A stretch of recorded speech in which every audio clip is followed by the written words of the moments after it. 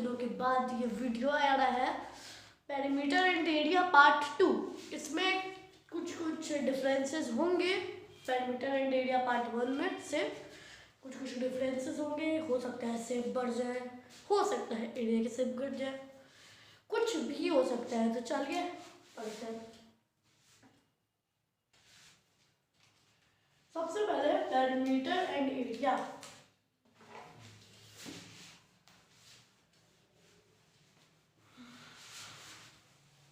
Part 2 चलिए देखते हैं।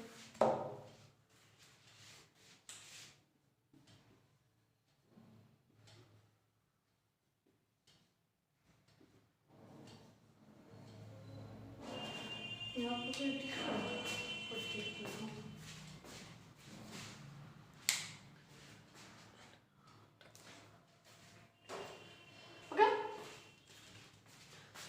पार्ट 1 में हमने देखा था कि पेरीमीटर में टोटल होते हैं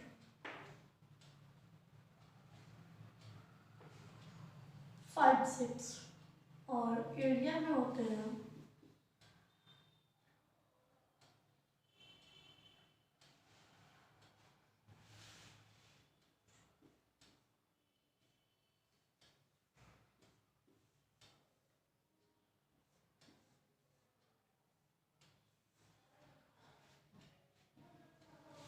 5 होते हैं।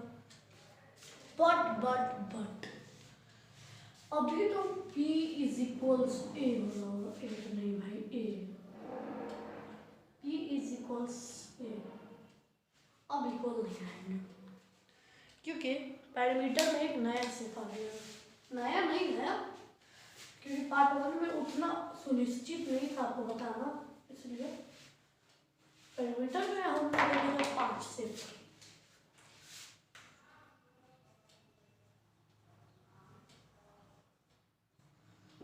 पेरीमीटर में हमने देखे थे 5 से। पहला ट्रायंगल, दूसरा स्क्वायर, तीसरा रेक्टेंगल, चौथा रोमबस, 4 में देखे थे। और कहा उस समय पेरीमीटर से बड़ा एरिया था, लेकिन अब दोनों इक्वल थे क्योंकि इसका हमें पता है कि सम ऑफ ऑल साइड होता है। इसका होता है 4 इंटू साइड, इसका होता है 2 इंटू एल प्लस 3, इसका होता है 4 इंटू साइड। लेकिन जब आप सर्कल से कुछ पढ़ा होगा उसमें कहा था सर्कमफ्रेंस, उसमें जरूरी टॉपिक आता है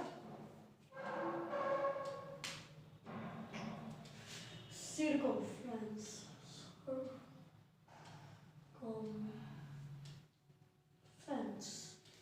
ऑफ सर्कल, ये एक बहुत जरूरी टॉपिक आता है सर्कल में, जो मैथ के एक्सपर्ट को मुंह जबानी याद रहता है, मतलब मुंह पे इसका फॉर्मूला रहता है मैथ्स के एक्सपर्ट को। सर्कमफ्रेंस ऑफ सर्कल, इसका फॉर्मूला होता है 2 पाई आर यानी 2 इंटू पाई इंटू आर, ये फॉर्मूला होता है। अब जो पेरीमीटर में एक एडिशनल शेप ऐड हुआ है उसको कहा जाता है, ऐड नहीं मैं पहले से था, समय संभावित नहीं था, सर्कल। और इसका होता है COC इज इक्वल्स POC, यानी सर्कमफ्रेंस ऑफ सर्कल यानी 2 pi R is equals perimeter of circle. बहुत इजी सा है सर्कल का।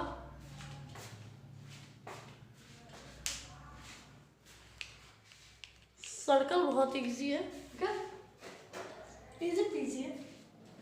अब देखो ये तो हो गया पेरीमीटर का किस्सा। अब सर्कल में हम लोगों ने क्या पढ़ा था, अब सर्कल में मैंने एक पढ़ लिया, फिर क्योंकि उस समय मैं संभावित नहीं समझा, अब बताना। अब देखो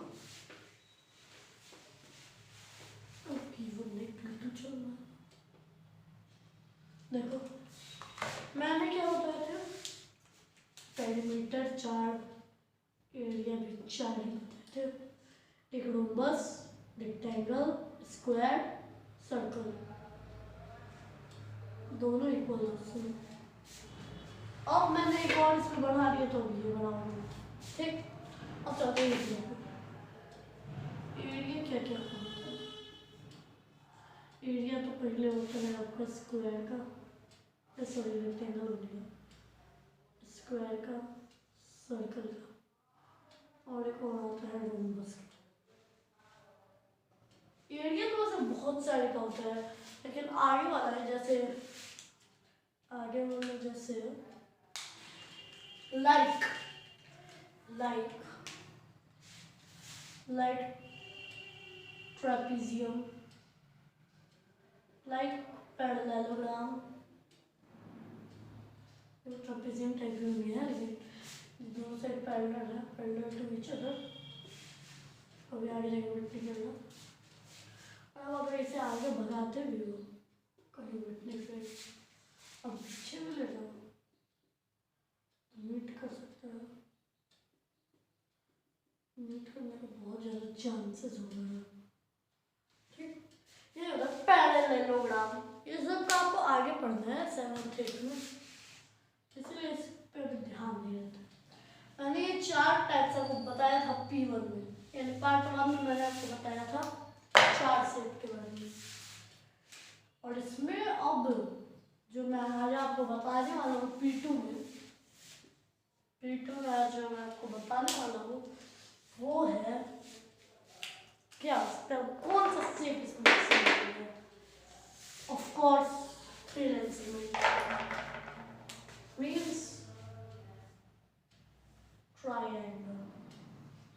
इसका भी एक भुआ सा होता है, लेकिन इसका जो फॉर्मूला होता है ना इतना टेढ़ा मेढ़ा है ना, क्या कहा, ठीक है। इसका हमने पढ़ा था side into side, sorry sorry है रेक्टेंगल है ना, ये L into B, side into side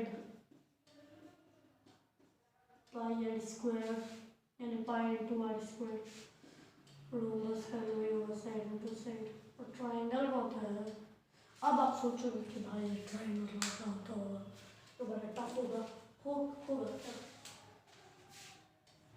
half into B into H.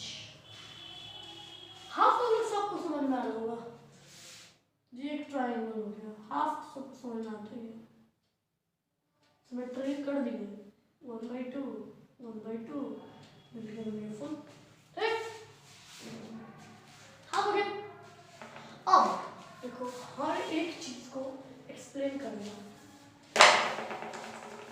अब ये जो बी है इसका मतलब होता है बेस, यानी नीचे निचली सतह, बेस। एच का मतलब ये नाम आपने पहले बार सुना होगा 6th क्लास में, तो हाइपोटेनस, हाइपोटेनस यानी इस साइड को मैथमेटिकल लैंग्वेज में हाइपोटेनस कहा जाता है बड़े क्लास में, ओके। पेरीमीटर एंड एरिया का एक कॉन्सेप्ट तो क्लियर हुआ कि इसमें भी 5 हुआ है और पेरीमीटर में भी 5 होगा, और पेरीमीटर एंड एरिया इक्वल हो गया। अगर आप आरडी शर्मा पढ़ते हो तो आपको उसमें कुछ ज़्यादा मिल जाएगा, पेरीमीटर और एरिया कॉन्सेप्ट हो गया नहीं इसमें, जैसा कि मुझे पता है 6th क्लास में हो सकता है, 7th में नहीं, ओके। अब यहाँ पे पेरीमीटर एरिया बता ही दिया, पेरीमीटर एरिया खत्म ही हो गया, ठीक, खत्म। P2 पार्ट 2 खत्म, पेरीमीटर एंड एरिया खत्म आपका। देख लेता हूँ ज़्यादा कितना मिनट का वीडियो होना है, ज़्यादा का नहीं बनाएगा, 9 ही मिनट का है ना, तो एक और टॉपिक घिस लिया है इसमें, बोलो बोलो तो घिस लेते हैं, चुप घिस लेते हैं, क्या ही करेंगे ताने बैठ के। Profit and loss, profit and loss, आपने बहुत सी जगह इस नाम सुना होगा, दोनों नाम सुना होगा, इस नाम को भी सुना होगा, इस नाम को भी सुना होगा। जैसे अगर मैगी है, एक पैकेट मैगी मैंने खरीदा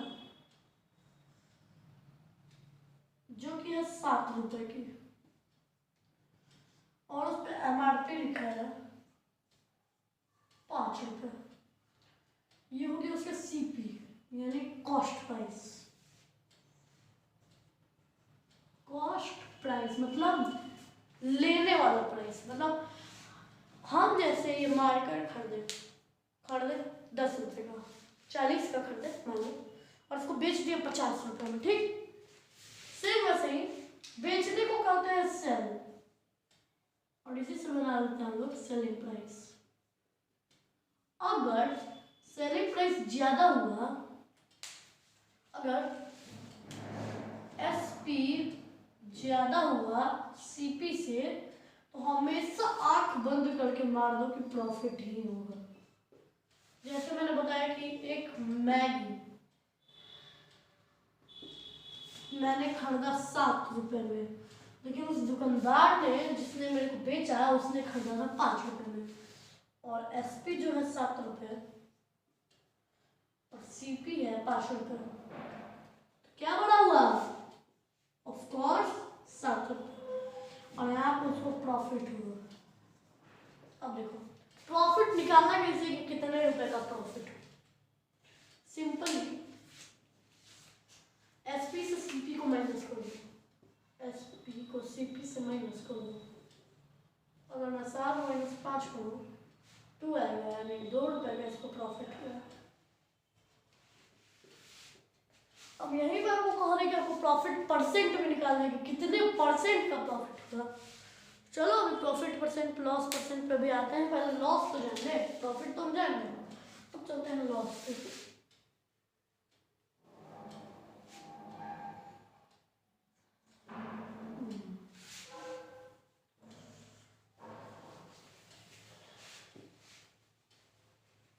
इसमें क्या होगा, लॉस में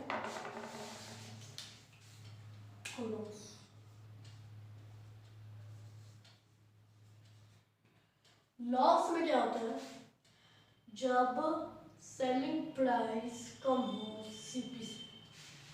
जैसे आपने मैगी खरीदा 7 रुपए में, जैसे मैं खरीद लिया 7 रुपए में मैगी और उसको बेच दिया 5 रुपए में, हमको प्रॉफिट हुआ कि लॉस हुआ?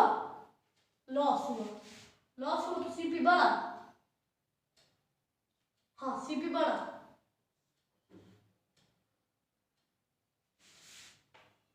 CP बड़ा हो गया, ऑफ कोर्स लॉस होगा। आंख बंद करके मार देना है कि लॉस होगा, आंख बंद करके मार देना है कि लॉस होगा।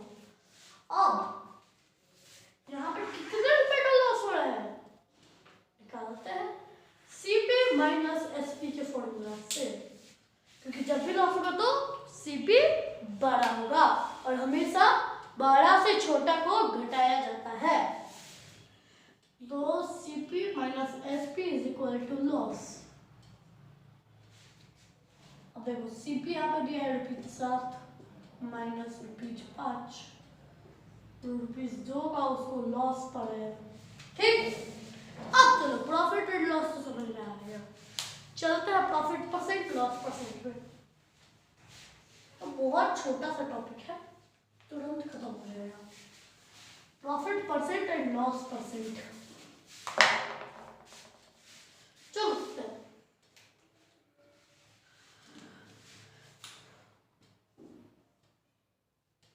Profit percent is equals profit by CP into 100। चलो निकाल ही लेते हैं, जैसे मैगी का मैंने निकाला था, चलो प्रॉफिट निकाल जाता है। जैसे हमें हुआ था 2 रुपए का प्रॉफिट, और CP था हमारा 5 रुपया,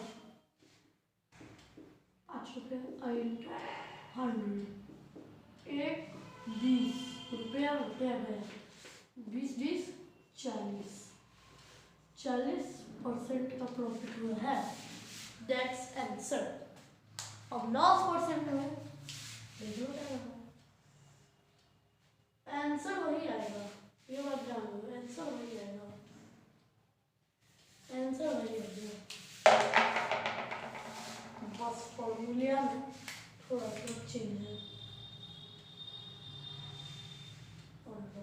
देख लो माने 2 रुपए का लॉस हुआ था, 5 रुपए कॉस्ट प्राइस नहीं था, 7 रुपए से, हाँ 7 रुपए था कॉस्ट प्राइस। ओके 7 से तो 100 किसी कीमत पे नहीं जाएगा, बस पॉइंट में आ सकता है पॉइंट। 7 को डिवाइड मारो 100 से,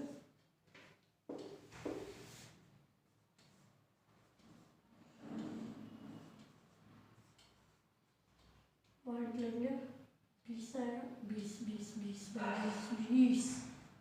20 आएगा, 7 3 जो 7 4 जो नहीं सॉरी 7 2 जो हाँ 2 14 6 बचेगा, फिर से 0 और 7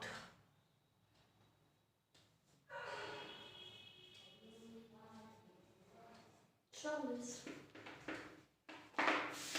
7 5 6 5 बहुत लंबा है। अब 50 7 4 5 6 7 8 8 7 6 7 7 7 हाँ 49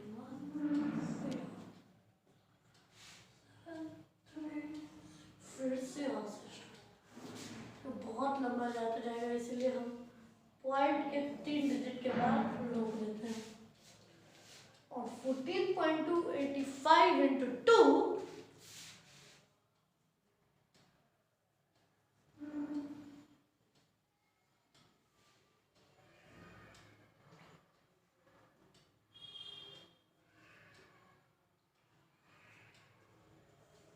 इतना % का प्रॉफिट होगा।